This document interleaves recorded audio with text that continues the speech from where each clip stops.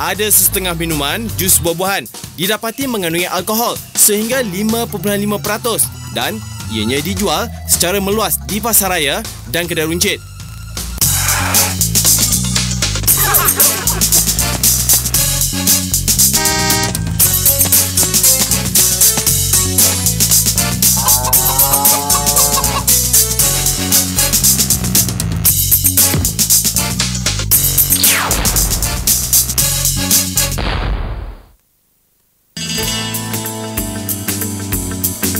Assalamualaikum. Kali ini Eja Halal akan mengupas isu cordial, jus buah-buahan serta pearl ataupun bubble tea. Kini terdapat pelbagai jenis minuman berada di pasaran, terutamanya yang diperbuat dari buah-buahan. Walaupun ia diperbuat dari buah-buahan, tidak mustahil ia mengandungi alkohol yang tinggi. Jadi, untuk mengetahui sama ada alkohol ini terjadi secara semula jadi ataupun sengaja diletak oleh pihak pengusaha, teruskan bersama Eja Halal.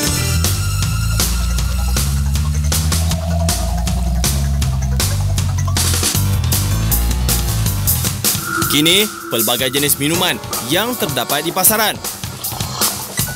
Cordial, jus buah-buahan dan bubble tea semakin mendapat perhatian di mata masyarakat kita, tidak kira usia yang muda maupun yang tua. Kesemua minuman ini, walaupun kelihatan sedap, tetapi tidak mustahil ia mengandungi bahan yang terlarang dalam pemprosesannya. Ada dakwaan mengatakan terdapat alkohol di dalam minuman seperti jus buah-buahan, dan adakah dakwaan ini benar? Tidak mustahil di dalam jus buah-buahan itu boleh terkandung alkohol. Ini kerana pemprosesan jus itu harus kita fahami mengandungi gula yang agak tinggi. Yang mana dalam keadaan semula jadi ini tentunya kita akan ada mikroorganisma seperti yeast yang akan mungkin tercampur kepada produk minuman ini tadi, dan seterusnya dia akan menjalankan proses fermentasi yang di akhirnya juga adalah produk seperti alkohol akan terhasil. Jus buah-buahan apabila disimpan terlalu lama, ia akan menghasilkan alkohol tanpa kita sedari. Jus buah-buahan yang disimpan terlalu lama di tempat yang panas dan kandungan gula yang tinggi akan menghasilkan alkohol secara semula jadi. Menurut pakar Institut Penyelidikan Produk Halal Universiti Putra Malaysia, alkohol yang terhasil secara semula jadi dan mengandungi peratusan yang rendah iaitu kurang daripada 1% halal untuk diminum. Apa yang membimbangkan, ada sesetengah pengusaha tidak bertanggungjawab meletakkan alkohol seperti arak dengan sengaja di dalam minuman jus buah-buahan. Ada setengah minuman jus buah-buahan didapati mengandungi alkohol sehingga 5.5% dan ianya dijual secara meluas di pasaraya dan kedai runcit. Bagaimanapun, mereka tidak meletakkan jumlah alkohol pada label minuman tersebut. Kandungan dia semua kan, ada perubahan, ada alkohol dan sebagainya, itu dia jadi sendiri sebenarnya. Tapi kalau kita tujuan kita letak tu nak naikkan alkohol tu tinggi, itu boleh, itu dah tentu haram lah.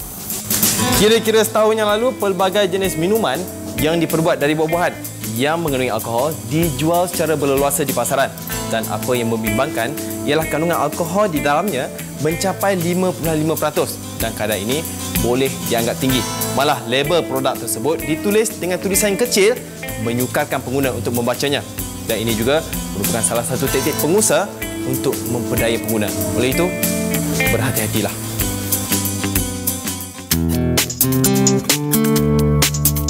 Mengikut peraturan 361/1 dalam Peraturan Makanan 1985, sekiranya sesuatu minuman itu mengandungi alkohol lebih dari 2%, ia dilabelkan sebagai minuman beralkohol.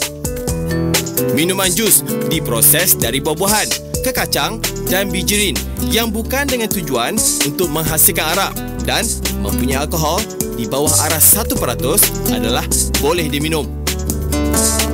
Dalam pelabelan dia tak perlu letak tu sebenarnya pun. Syarat dia kan jarang buat gitu. Yang selalu buat apakah resepi yang dia pakai.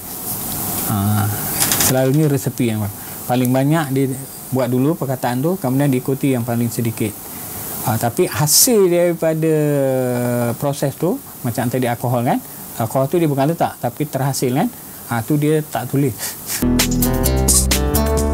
Manakala minuman jus dibuat dengan niat dan cara yang sama seperti pemprosesan arak, sama ada mengandungi banyak atau sedikit peratusan alkoholnya, ia tetap haram untuk diminum. Pernah digemparkan suatu ketika dahulu, isu minuman jus buah-buahan Ribena dikatakan tidak halal dan ini amat mengejutkan semua penggemar minuman itu. Bagaimanapun, pihak Jabatan Agama Islam menjelaskan status minuman tersebut adalah halal untuk diminum. Kita tengok ini jus buah-buahan. Apa masalahnya? Karena kita tahu semua buah-buahan itu halal. Tapi isu timbul apabila orang mengesan kandungan alkohol di dalam jus buah-buahan dan juga cordial yang ada di pasaran.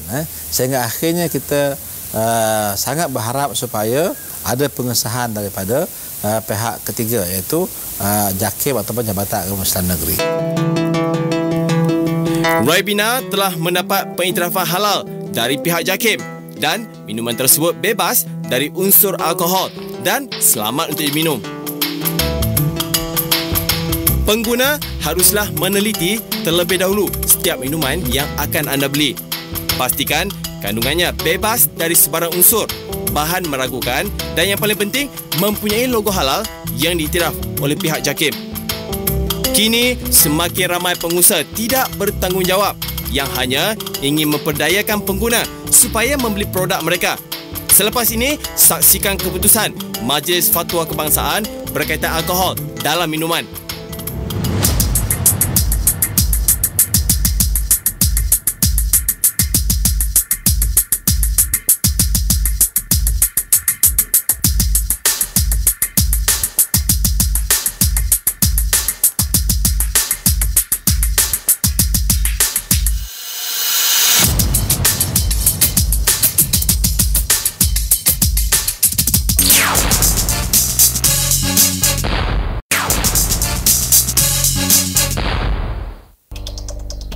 Muzakarah khas Jawatankuasa Fatwa Majlis Kebangsaan bagi Hak Ehwal Agama Islam Malaysia yang membincangkan isu alkohol dalam makanan, minuman, pewangi dan ubat-ubatan pada Julai 2011 bersetuju memutuskan seperti berikut. Yang pertama, setiap minuman arak adalah mengandungi alkohol. Walau bagaimanapun, bukan semua alkohol itu adalah arak. Alkohol yang diperolehi dari proses pembuatan arak hukumnya adalah haram dan najis.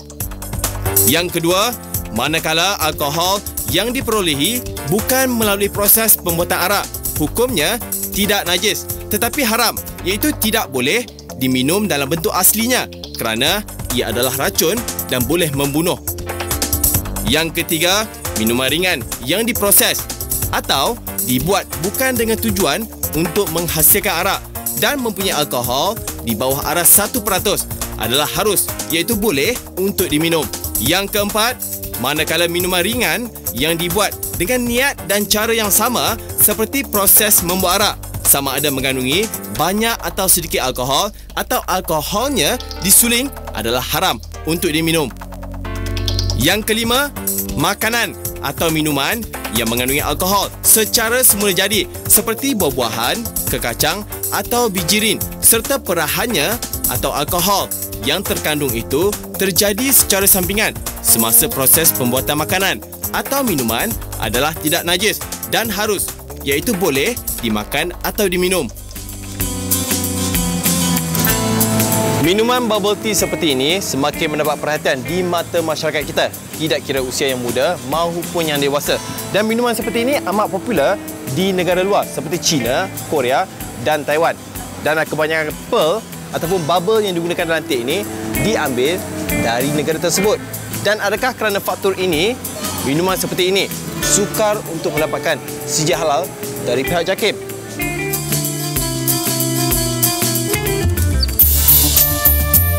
Bubble tea juga dikenali sebagai gelembung teh, black pearl, mutiara teh susu dan teh boba. Minuman bubble tea muncul di Taiwan sejak tahun 1980-an dan kemudiannya ia terus dikenali di Asia Timur, Amerika Syarikat, Eropah, Australia dan seluruh Asia.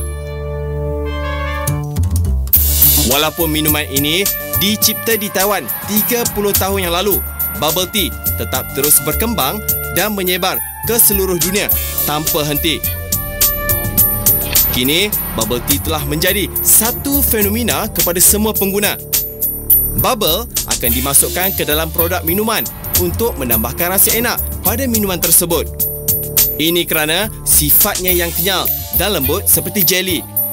Ada dakwaan mengatakan wujud unsur gelatin di dalam bubble tea. Adakah ia benar? Sekarang ini kita sebagai pengguna beragama Islam, kita yang penting sekarang ialah di samping mendapat nikmat tersebut, kita ingin memastikan bahawa ia ada halal.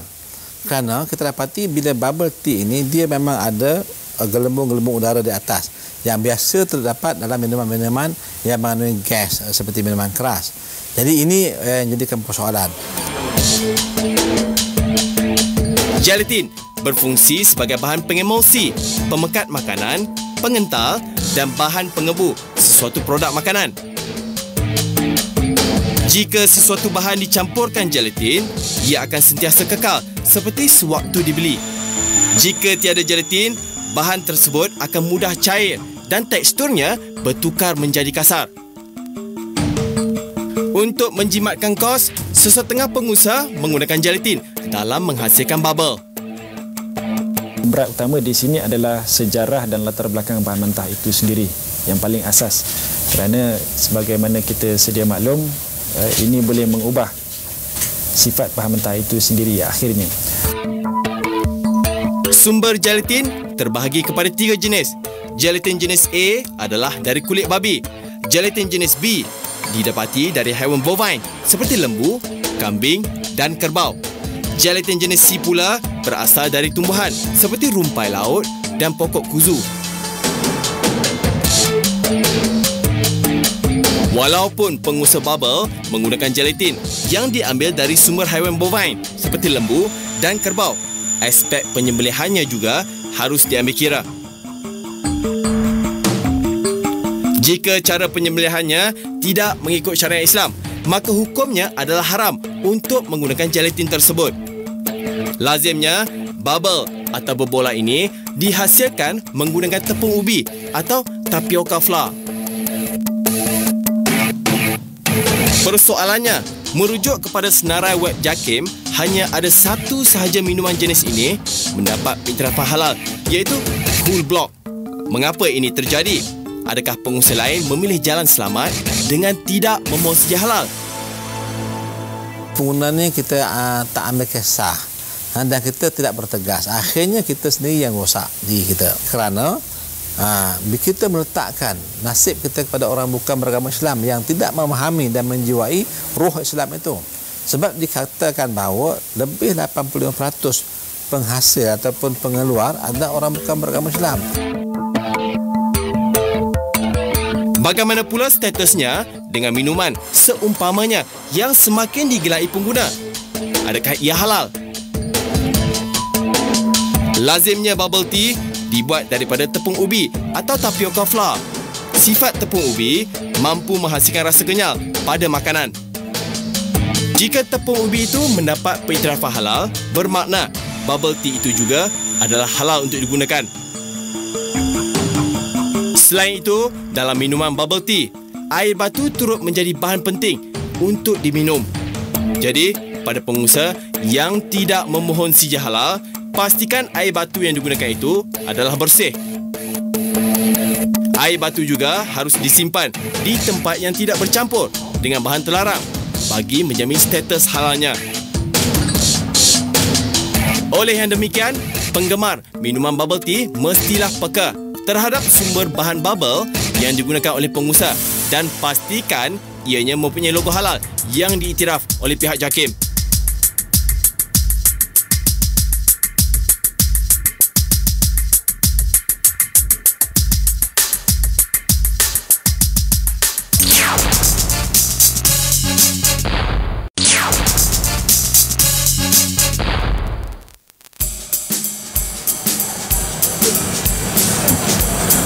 Amalan Pengilangan yang Baik ataupun GMP diwujudkan bagi membantu industri dalam mencapai piawaian pengeluaran makanan yang baik dan selamat sesuai dengan konsep halalan thayyiban, iaitu setiap makanan haruslah bersih dan suci dari perkara yang meragukan. Bukan sahaja makanan harus jaga, malah status halal minuman juga perlu dititik beratkan kerana ia akan memberi kesan terhadap diri kita. Oleh itu sebagai pengguna, berhati-hatilah.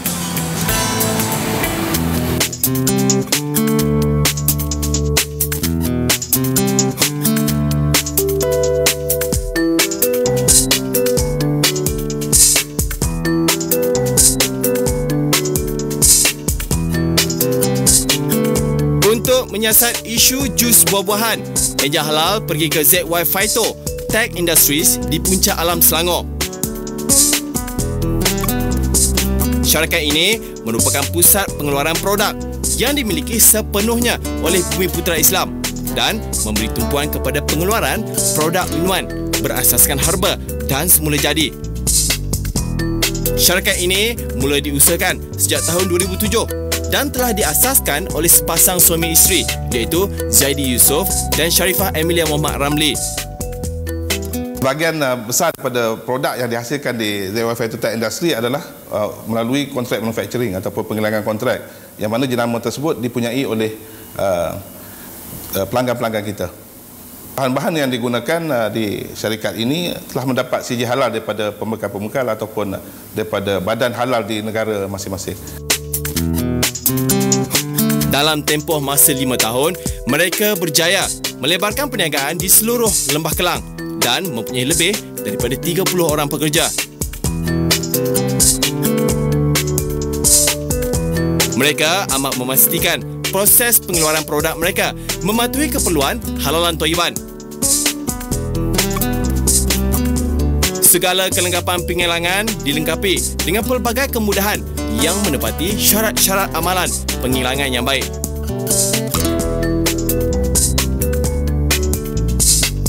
Antara produk ZY Phyto Tech Industries adalah jus kurma, jus kismis, jus herba dan jus untuk tenaga dan kecantikan.